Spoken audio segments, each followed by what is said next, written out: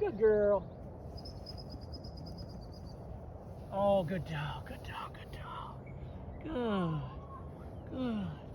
And so I'm not taking it off her right away because I don't want her to start running away from me with it. I want her to come right in, me love on her, and then I'll take it off. Good girl. Oh, and see how she come right in, jumped in my lap, and is now just holding this dummy really nicely. So I can take it off. Good. Throw it again. And I'll probably stop after this one. Oh my goodness. Good girl. And she's right in my lap. Good. This will be the last one. And then I'm going to be done. Just going to have to search for this one so to show me. Good. Good. So that one right there, she wanted to do a little bit of a run around, so I'm going to stop right there. I'm not going to let her do another one and then watch her run around to where the other puppies are in the crate. So we'll end it on that one, and I'll just love on her a little bit.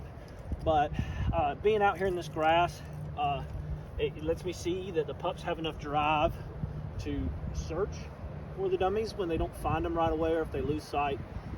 It also, I'm seeing that they can work in distractions. There's some feathers on the ground right here from birds that we've worked with other dogs, all of that. Also, getting down on the ground right here allows me to get on the dog's level, makes it more enticing for the dog to come in. I get on my knees and I just pat the ground, call them in, and as soon as they get in, I just love on them, and I don't take it off them right away.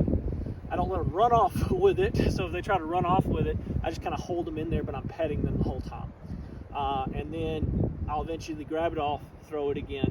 If the dog was having major trouble coming back, I'd stand up and I'd run away from the dog. So I'd get up and I'd start back walking and calling the dog to me with the whistle to get them to come in. If it was still having trouble after that, I would go to a hallway or a makeshift retrieving alley where you just put some, you get where the dog has no choice but to either stop where they're at with the dummy and sit down or come to you. So you've got a narrow little hallway or a narrow little fence line where they have no choice but to come back and help them. But with these pups, it's not necessary. They're all love to come back. They love to retrieve.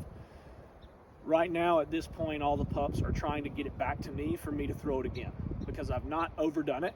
So I stopped at 4, or I've lost count, but I think it was 4. So I stopped at 4, retrieves, and I won't retrieve tomorrow. I may retrieve on Wednesday, but with them. But I'm not going to do this every day. I'm not going to do this all the time. I'm not going to bore them out with it.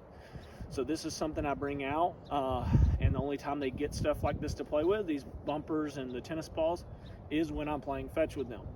So they're not going to be bored of it. They're not going to try to lay down and just chew on it because I overdo it. A lot of times people do too many retrieves or too many of them a day, and the dogs will sit down and just start chewing on the bumper or chewing on the tennis ball because they get bored of bringing it back and chasing it at that point in time, and they just want to possess it and chew on it. So that's why I'm doing what I'm doing, and this is what you should be doing with your Day Kennels pup or your pup from whatever litter, but this is kind of where your pup should be at going home.